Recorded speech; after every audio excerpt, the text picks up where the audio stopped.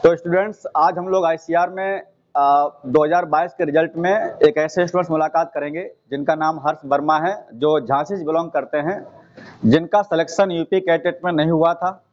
तो ऐसे विद्यार्थी नर्वस ना हो, अगर एक एग्जाम क्वालिफाई नहीं हुआ है तो उसके सैकड़ों दरवाजे खुले रहते हैं। थोड़ा सब्र रखें आप लोग। जब इनका यूपी कैटेट नहीं हुआ तो इनकी हमसे मुलाकात हुई, कई देर तक इन्होंने बात की कि सर हमारा यूपी कैटेट नहीं सिलेक्शन हुआ, हम क्या करें।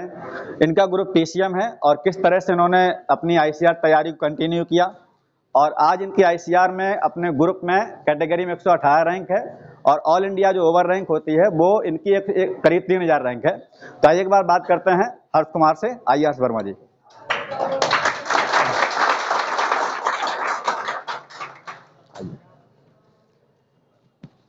ये हर्ष वर्मा है और इनसे आप जो है ये पूरा पता बताएंगे अपने, कहाँ से आए हैं, कैसे हमारा जो है ऑनलाइन क्लास उन्होंने अटेम्प्ट किया है और उस ऑनलाइन क्लास से क्या फ़ायदा मिला है। कई बार विद्यार्थी हम देखें, जब ऑनलाइन हम रिजल्ट दिखाते हैं तो यूट्यूब पर 2-4 कमेंट ऐसे आते हैं, सर आप ऑफलाइन क्यों नहीं दिखाते हो। और जब ऑफलाइन बच्चों को दिखाते हैं तो बच्चे कहते हैं ऑनलाइन क्यों नहीं दिखाते हैं। तो हमारे यहाँ ऑनलाइन ऑफलाइन कोई किसी से कम नहीं है। अगर आप ये सोचेंगे कि ऑनलाइन रिजल्ट बेहतर आता है, ऐसा नहीं है। ऑनलाइन हो चाहे ऑफलाइन हो। इसके बाद हम मुलाकात कराएंगे आपसे शशांक शेखर की, जिसके बारे में कई बार चर्चा कर चुके हैं, जिसका 99.45 परसेंटाइल है, जो बिहार से बिलोंग करते हैं। वो भी ट्रेन में है, कल सल आ जाएगा तो अगले वीडियो में बात कर लेंगे, आपसे जरूर मुलाकात होगी। और अभी देखिए, एक स्टूडेंट्स ने बताया था आपको एमपी में जिसकी 20 रैंक है, मोहित कुमार, और उसको हम लोग 1 महीना पहले बता दिए थे कि एमपी में उसकी रैंक टॉप रैंक आएगी। तो हमारे यहाँ से बच्चे आईसीआर में अपने स्टेट में भी टॉप रैंक में जाते हैं। तो उसकी कोई वजह अगर है तो वो बच्चा ही बता सकता है, जिसने क्वालिफाई किया, जिसने पढ़ा है, जिसने भरोसा किया है। तो बात करते हैं एक बार हम हर्ष वर्मा के लिए। ठीक है, तो बात करते हैं। लीजिए, चलिए बात करिए। हर्ष वर्मा, बताइए अपना पता क्या है। मेरा नाम हर्ष वर्मा है। मैं यूपी से झांसी डिस्ट्रिक्ट से बिलोंग करता हूं और मैंने अपनी प्रिपरेशन विवेकानंद एग्रीकल्चर एकेडमी से की है। और यहाँ पर मैं ऑनलाइन क्लास ली थी और सर ने काफ़ी अच्छे से समझाया, सारे कंसेप्ट्स क्लियर किए। और ख़ास करके केमिस्ट्री में मुझे कोई भी डाउट होता था तो मैंने सर को व्हाट्सएप किया और सर ने उसका 24 आवर्स में एक्सप्लेनेशन दे दिया। वही भाषा बोलिए। अच्छा, आवाज थोड़ा तेज है। ठीक ठीक, कोई बात नहीं। चलिए, डरिए नहीं, परेशान नहीं होइए। अब आगे चल के तुम्हारा नाम कमा लिया है। सर ने मुझे सारे डाउट्स का सॉल्यूशन भेजा और बोला कि देखिए आप और ज़्यादा मेहनत कीजिए और सारे डाउट्स।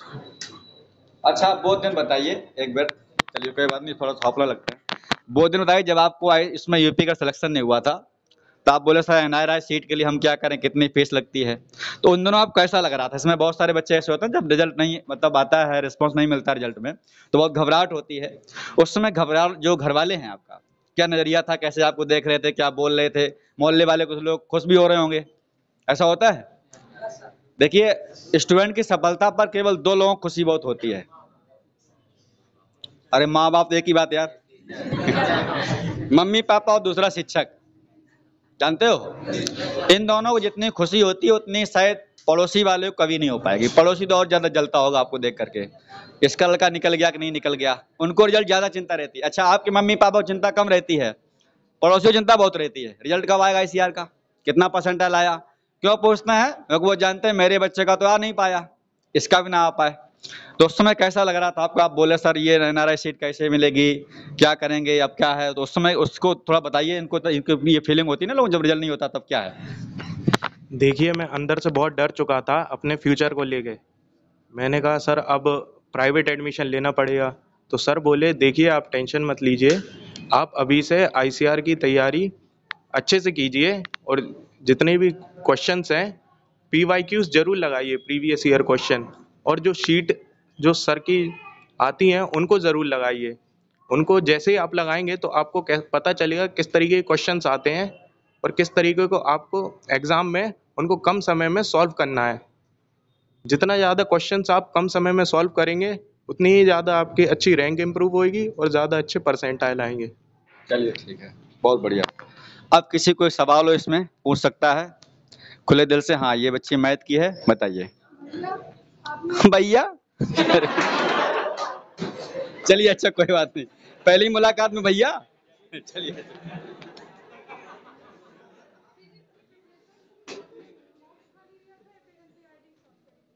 देखिए फिजिक्स में आप कंसेप्ट्स के लिए एनसीईआरटी फॉलो कर सकते हैं, पर जब क्वेश्चंस हैं तो आप एमटीजी फिंगर टिप्स को भी फॉलो कर सकते हैं, और सर जो शीट देते हैं वो मोर देन इनफ है। जी जी। ठीक है, बढ़िया क्वेश्चन है। हाँ देखिए, हमने इसलिए आपको हंसाने वाली बात की, थोड़ा बहुत हम हंसाने वाली बात करेंगे। जो भी यहाँ पर देखिए, अभी आप यहाँ पर रहते हैं तो आपको बोलना थोड़ा सा शायद सामान्य लगेगा, लेकिन जब आप किसी दूसरे प्लेटफॉर्म बोलते हैं तो कहीं ना कहीं अजीब लगता है। समझ रहे हैं आप लोग? इसलिए मैंने बात की हंसी मजाक की, ताकि इनका थोड़ा सा जो हौसला बढ़े। तो आप अगला क्वेश्चन हाँ बताइए भाई। मैथ में कितना क्वेश्चन है? हाँ मैथ में कितना क्वेश्चन, ये बताइए। मैंने मैथ में 17 क्वेश्चंस अटेम्प्ट किए थे, जिसमें मेरे 15 राइट थे। 17 क्वेश्चन 15। कुछ ऐसे मिल जाए कानपुर में जो मैथ में पता नहीं कितने तोड़ डालेंगे, देखें आप लोग कुछ वीडियो, है ना? तो वो नहीं नहीं कोई बात नहीं, खैर वो टॉपर होते हैं, उनकी बात अलग है, ऑल इंडिया फर्स्ट रैंक ले आते हैं शायद वो लोग। बात भाई पता आपका रिजल्ट कहाँ से आता है ICR में? और किसी को क्वेश्चन बताइए भाई। हाँ हाँ हाँ बताइए, ये लड़का वेस्ट बंगाल का है, हाँ बताइए। हाँ फिजिक्स, ये बढ़िया अच्छा होगा। देखिए देखिए, जो स्टूडेंट क्वेश्चन करते हैं आप उनको सुनिए एक बार। ये वीडियो यूट्यूब पर जाता है तो वो लोग लाइव तो नहीं देख पाएंगे, लेकिन हम लोग जितने भी इंटरव्यू कराते हैं वो आपके सामने कराएंगे, ताकि आप ये ना कोई सर्च कर पाए कि स्टूडेंट कहीं से दूसरा कहीं से लाए हैं, मतलब ये कोचिंग का नहीं है। ठीक है, ऐसे नहीं हम लोग कराते हैं। तो जो भी क्वेश्चन स्टूडेंट्स करता है उसका आप सुनिए कि क्वेश्चन क्या कर रहा है, फिजिक्स का रिवीजन कैसे करें। ठीक है, बढ़िया क्वेश्चन है।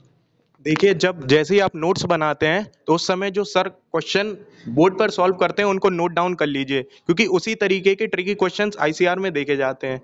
अगर आप वह क्वेश्चन उसी टाइम पर नोट कर लेंगे और जब रिवीजन के टाइम उनको दोबारा लगाइए, अगर नहीं आए तो फिर लगाइए, क्योंकि उसी तरीके के क्वेश्चन आपको एग्जाम में मिलेंगे। और जितने भी डिफरेंट टाइप के आप क्वेश्चंस लगाएंगे उससे आपको आइडिया बढ़ेगा और कम टाइम में आप ज़्यादा क्वेश्चन सॉल्व कर सकते हैं। और थ्योरी के लिए अगर आपको याद नहीं हो रहा है तो आप लिख लिख कर याद करिए, जिस तरह मैंने किया था इस तरीके से। अगर आपको याद नहीं हो रहा है तो आपके हाथ को याद हो जाएगा, और आप लिखने की कोशिश करेंगे तो आपको ज़रूर आ ही जाएगा। ये बहुत अच्छी बात है। देखिए मैं आप कल भी बोलता हूँ कि जब भी आपको याद ना हो तो आप क्या काम करिए, अपने नोट्स को सामने रख लो, एक रफ कॉपी बगल में रख लो, और उस रफ कॉपी में पेन चलाना शुरू कर दो। आप पढ़ते जाइए, मुंह से बोलते जाइए, हाथ चलाते जाइए। तो क्या होता है, जिस तरीके से हाथ हमारा घूमता है ना, तो आपको सीधा याद होता चला जाएगा। आपने एग्जाम्पल देखा होगा, जैसे आप कभी 10th और 12th बोर्ड में जब भी बोर्ड एग्जाम दिए होंगे, और कई बार लॉन्ग क्वेश्चन लिखते लिखते टाइम और बीच में कोई टीचर आ जाता, देखना कभी ऐसा घटना हुआ होगा। आपके मान लीजिए लॉन्ग क्वेश्चन लिख रहे हैं और लिखते टाइम कोई अगर बीच में टीचर्स आगे चेक करने के लिए, तो आप देखें टीचर को देखते जाते लेकिन आपका हाथ बराबर चलता रहता है। ये चीज देखें, तो इसका मतलब जो भी हम चीज लिखते हैं अपने हाथ से घुमा घुमा के लिखते हैं, ठीक है, जो प्रतिक्रिया करते हैं वो दिमाग में सेट हो जाता है।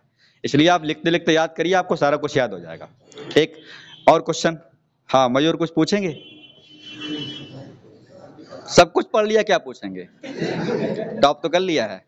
और बताइए कोई। हाँ इधर। हाँ ये अच्छा है, 3 सब्जेक्ट 2 क्वेश्चन। हाँ ये बढ़िया लड़का। देखिए अगर आप 3 सब्जेक्ट्स में से एक सब्जेक्ट को स्किप भी कर रहे हैं तो 2 सब्जेक्ट्स आप इतने स्ट्रॉन्ग कर लीजिए कि उसमें आपके दोनों में 40 प्लस तो होने ही चाहिए। और ये मैं करेक्ट की बात कर रहा हूँ, करेक्ट क्वेश्चन आपके 40 प्लस ईच सब्जेक्ट में होने ही चाहिए विदाउट एनी नेगेटिव मार्किंग। अब देखिए, ये बात मैं 2 दिन पहले बोल रहा था आपसे कि आपको 3 सब्जेक्ट अगर पकड़ नहीं बनानी है तो 2 सब्जेक्ट इतना पकड़ लो कि आप 50 में कम से कम 40 क्वेश्चन तो करके आओ। तो दो टोटल 80 क्वेश्चन आपके हो गए। 80 मान लो 10 गलत होंगे, 70 क्वेश्चन आपके बचे। ठीक है, इसके बाद जो तीसरा बचा है, क्या उसमें आप 20 भी नहीं कर पाओगे? कर लेंगे ना, तब भी आप 90 क्वेश्चन पहुंच गए। तो इंडिया में टॉप यूनिवर्सिटी में जाने का सबसे बढ़िया तरीका यही है कि आप जितने क्वेश्चन करिए उतना सॉलिड करिए, नहीं आ रहा उसको छोड़िए। 150 क्वेश्चन में कोई भी माइकलाल 120-30 क्वेश्चन नहीं कर पाता, मुझे हकीकत पता है। करने वाले लोग बोलते हैं हमारे यहाँ 50-48 क्वेश्चन कर लिए, तो फालतू उल्लू बनाते हैं। ठीक है ना, बात का कोई मतलब नहीं है। तो इसलिए बता रहा हूँ, वो टीचर नहीं सॉल्व करता, मैं बता रहा हूँ। वो टीचर क्या, हम केमिस्ट्री सॉल्व नहीं कर पाए 48 क्वेश्चन एग्जाम टाइम पर, जो टाइम बहुत कम होता है। ठीक है, इसलिए फालतू बातें छोड़ करके यही है कि आप लोग जितना पढ़िए उतना सॉलिड पढ़िए। जितने क्वेश्चन आपको आ रहे एग्जाम में आप उतने टाइम करिए, आपको उसी बेड़ा पार हो जाएगा। प्रूफ आपके सामने खड़ा हो, देख लो। देख, ये बहुत धुरंधर नहीं थे, लेकिन अब लग रहा है वास्तव में मेरी रैंक थोड़ी और अगर पढ़े हो तो और अच्छी रैंक आ जाए। और कोई सवाल है? और किसी के सवाल हो पूछिए। हाँ प्रिया बताइए।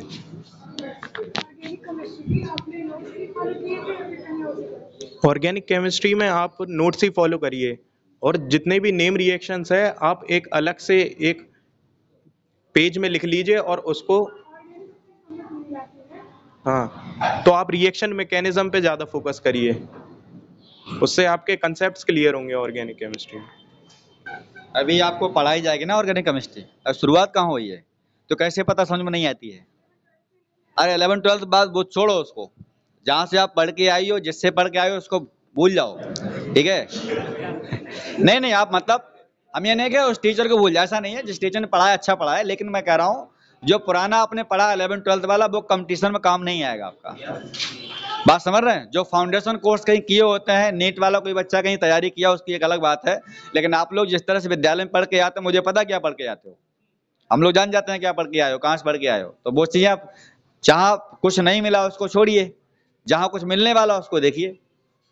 और बताइए भाई, और किसी कोई डाउट क्वेश्चन। घंटों लग जाता है एक चैप्टर खत्म करने में, उसकी कैपेसिटी कितना पढ़ाई की, 1 घंटे में 3 चैप्टर 4 चैप्टर कंप्लीट कर एक नहीं नहीं, हम हाँ बिल्कुल वो सही कहा हमारा।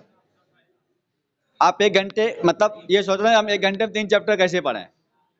पहले आप जब एक चैप्टर एक बार पढ़ोगे तो शायद 3 घंटा लगेंगे।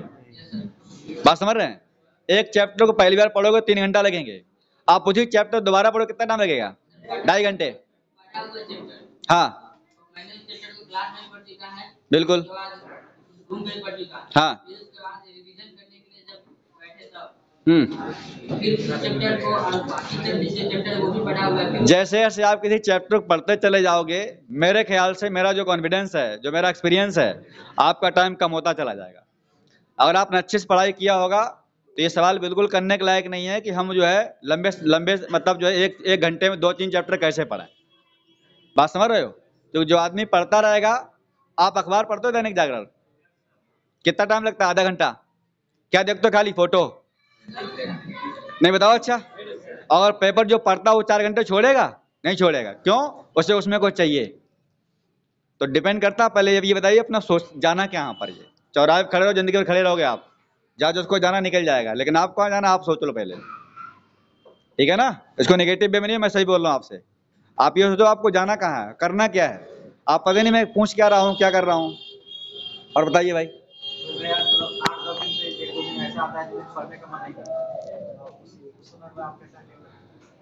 क्या मतलब, जैसे कभी कभी लगता है कि पढ़ने का मन नहीं करता।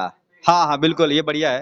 कभी कभी ऐसा लगता है कि जैसे एक हफ्ता हम लोग लगातार खूब एनर्जी आ गई, पढ़ लिए, फिर कई बार लगता है कि हम पढ़ नहीं पा रहे हैं, टूटने लगते हैं, लग रहा है कि अब होगा नहीं, बड़ा कठिन लग रहा है। ये अच्छा सवाल है, इनसे पूछिए, फिर हम बाद में देखते हैं क्या बोलते हैं। आपके साथ भी ऐसा होता है? हाँ बिल्कुल होता होगा, सबके साथ होता है। ऐसा होता है, मेरे साथ भी हुआ था। पर उस समय ही वही समय है जिस टाइम आप ज़्यादा फोकस कर सकते हैं अपनी पढ़ाई पर, क्योंकि अब आपको ही पता है आपने कितनी मेहनत करी है। और इस टाइम पे अगर आप थोड़ी और मेहनत कर देंगे तो हो सकता है आपके 90 परसेंटाइल आ रहे हो और 99 पर आ जाए। यही आगे जाकर आपका रैंक डिसाइड करेगी, और यही चीज़ आपका आगे जाके कॉलेज डिसाइड करेगा।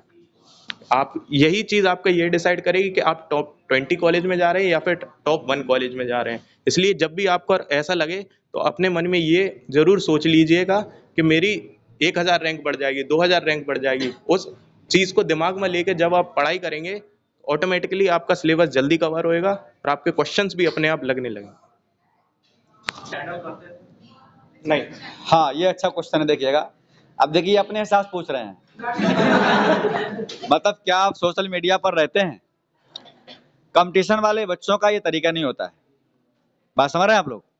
जो स्टूडेंट तैयारी करते हैं वो सोशल मीडिया में कहीं नहीं रहते हैं, और जो रहते हैं उनकी दुनिया अलग हो जाती है। कंपटीशन जब तक ना मिले तब तक वो दुनिया दूर है। प्लेटफॉर्म इतने सारे आजकल ना सोशल मीडिया पर, फेसबुक है, ट्विटर है, इंस्टाग्राम है, यूट्यूब है, स्नैपचैट, जो भी है। जो विद्यार्थी ये सब चीज़ों में अगर खोजेगा उससे कुछ होने वाला नहीं। मैं तो साफ साफ बोल रहा हूँ। इसलिए जितना हो सके सोशल मीडिया पर बहुत ही कम रहिए, कोई मतलब नहीं। उतना रहिए जितना आप काम चल जाता है। जैसे आप मान लो कोई चीज़ गूगल पर सर्च करनी, मान लो कोई चीज़ क्वेश्चन बोला कि आपसे नहीं आया, आप सर्च कर लो, उसका सोल्यूशन आपको मिल जाएगा। तो वो है अच्छी चीज़, लेकिन एक लिमिट तक है, उसकी सीमा निर्धारित है। अगर आप उसकी सीमा तोड़ देते हैं तो कहीं ना कहीं आपका नुकसान हो जाएगा। तो सोशल मीडिया पर ज़्यादा रहने की आपको ज़रूरत नहीं है। और कोई सवाल इसमें? हाँ बताइए। हम सब जानते हैं कि केमिस्ट्री का जो इनऑर्गेनिक पार्ट है वहाँ पे बहुत सारे एक्सेप्शन रहते हैं, तो आप क्या कोई अलग से टेक्निक से एक्सेप्शन को याद कर रहे थे?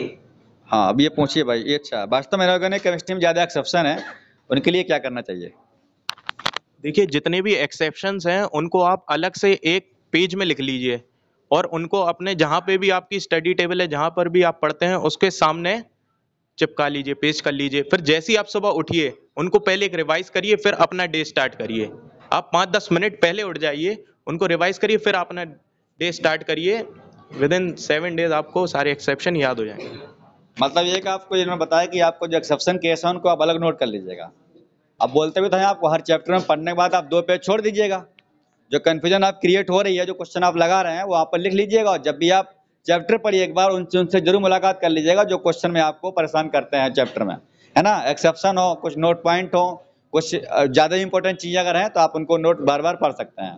ठीक, तो मुझे लग रहा है कि आज के इस वीडियो में काफ़ी हो गया। कुछ चीज़ समझ में आई होगी आपको कि ICR में जाना आसान है कठिन है। अब देखिए, इनका यूपी कैडेट जब नहीं हुआ तो उस समय हम बता रहे हैं आपको, जब इनका यूपी कैडेट नहीं हुआ तो ये लोग हमको बताए कि सर हमें NRI सीट लेनी है, क्या करें, प्राइवेट ले लें। और उस समय ये तरीका ना अपनाए होते तो आज इनकी ICR रैंक नहीं आई होती। बात समझ रहे हैं? ICR में 118 रैंक अपने कैटेगरी में लाना इतना आसान नहीं है। इंडिया के टॉप यूनिवर्सिटी में अगर आपको जे नहीं है, जब भी आपको दोस्त यहाँ से जाएंगे तो आप उनके बाद देखेंगे ना तो लगे हाँ वास्तव में ICR में कितना जाना आसान, कितना जाना कठिन है। तो चलिए फिर आज की वीडियो यहीं तक रखते हैं। अगले वीडियो मुलाकात करेंगे हम लोग, बिहार का एक टॉप स्टूडेंट्स आएगा जल्दी ही, जिसका सबको इंतजार है, शशांक शेखर के बारे में। और वो आपको देखिए किस तरीके से मोटिवेट करेगा। शायद उसको वो चीज़ें ज़्यादा हैं, वो तैयारी उसने 1-2 साल तैयारी किया है, वो ड्रॉपर स्टूडेंट्स रहा है। ठीक है, ये पहली बार आज शायद यहाँ पर खड़े होंगे। आप लोग कहीं नई जगह जाएंगे तो आपको थोड़ा लगेगा हेजिटेशन आता अंदर से, वो चीज़ इतना नहीं बोल पा रहे हैं, तो कोई वो बात नहीं है। ठीक है, डरने की बात। चलिए क्वेश्चन को बता दीजिए कैसे पढ़ें, कितना पढ़ें। ये लोग थोड़ा सा टेस्ट देने कम आते हैं, रेगुलर क्लास नहीं करते हैं, कुछ इन कमियां हैं, इनको कैसे दूर करें ये लोग। देखिए, जो सर पढ़ाते हैं वो रोज आप नोट्स को नोट डाउन करिए और फिर घर पे जाके वही रिवाइज कर लीजिए। जितने रोज आप रिवाइज करेंगे तो आपका जब एग्जाम टाइम होगा, टेस्ट टाइम होगा, तो आपका सिलेबस पाइल अप नहीं होगा, आपका सारा रिवाइज्ड होगा। आपको बस एक बार पेज पलट कर देखना है और आपको सब याद होगा। तो जितना सर पढ़ा रहे हैं उसको उसी दिन निपटा लीजिए और रिवाइज कर लीजिए। आप जितनी बार उसको रिवाइज करेंगे उतनी बार आप अगली बार जब रिवीजन के टाइम बैठेंगे तो आपका बहुत जल्दी रिवाइज हो जाएगा सिलेबस। और जो सर शीट देते हैं उसको उसी डे पर लगा लीजिए। अगर आप अगले दिन के लिए टालेंगे तो फिर वो कभी हो ही नहीं पाएगी। जिस दिन सर शीट दे रहे हैं उसी दिन सारी लगाइए और सर से डाउट पूछ लीजिए। जितनी जल्दी आपको डाउट क्लियर होगा आप नेक्स्ट क्वेश्चन पे मूव कर पाएंगे और नेक्स्ट क्वेश्चन पे इस तरीके से आप अपना लेवल इतना बढ़ा लेंगे कि ICR के लेवल से अगर जिस दिन आप ऊपर उठ गए तो फिर उस टाइम पर आपके 150 क्वेश्चन आपके उतने रिक्वायर्ड टाइम से कम टाइम में हो जाने चाहिए जितने आपको अटेम्प्ट करने हैं, और वो आ गया तो फिर आपके रिजल्ट कोई नहीं रोक सकता। ये बढ़िया बात है। देखिएगा, अब देखिए भाई बता रहा हूँ कि ICR का सिलेबस देखिए 11-12 का पूरा सिलेबस होता है, सिलेबस बहुत ज़्यादा है। आप जानते सिलेबस ज़्यादा है, सिलेबस ज़्यादा है। अभी आप देख रहे हैं एक एक चैप्टर को पढ़ाने में कम से कम 10-12 दिन बीत जाता है।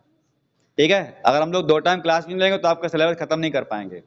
कई लोग क्या करते हैं, सिलेबस में से कुछ पार्ट पढ़ाते हैं इंपॉर्टेंट करके उल्लू बना के, वो फंसता नहीं एग्जाम में, इसलिए होता नहीं। ICR कोई पता नहीं मूड उसका 11th में किस चैप्टर उठा ले, 12th में कहाँ से उठा ले। पढ़ना आपको दोनों का है, क्या क्लास 11th और 12th चैप्टर वाइज पढ़ना है, रेगुलरली नोट्स बनाना है। और जब भी क्लास आप करिए, सुबह शाम कभी क्लास हो, चाहे ऑफलाइन हो चाहे ऑनलाइन हो, डेली सिलेबस खत्म करने की कोशिश करिए। अगले दिन जब भी आप क्लास आइए, या लाइव क्लास करिए, ऑनलाइन करिए, ऑफलाइन करिए, कुछ भी करिए, अगले दिन जो भी टीचर जो भी सब्जेक्ट पढ़ाता है कम से कम पिछला क्लास एक बार पढ़ करके जरूर आइए आप।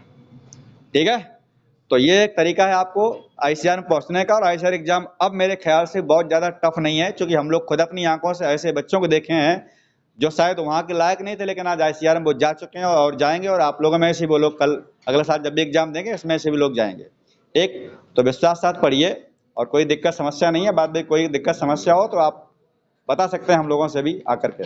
ठीक, तो आज की वीडियो यहीं रखते हैं। तो इनके लिए एक छोटा सा गिफ्ट है। यूट्यूब बंद कर दो थोड़ा।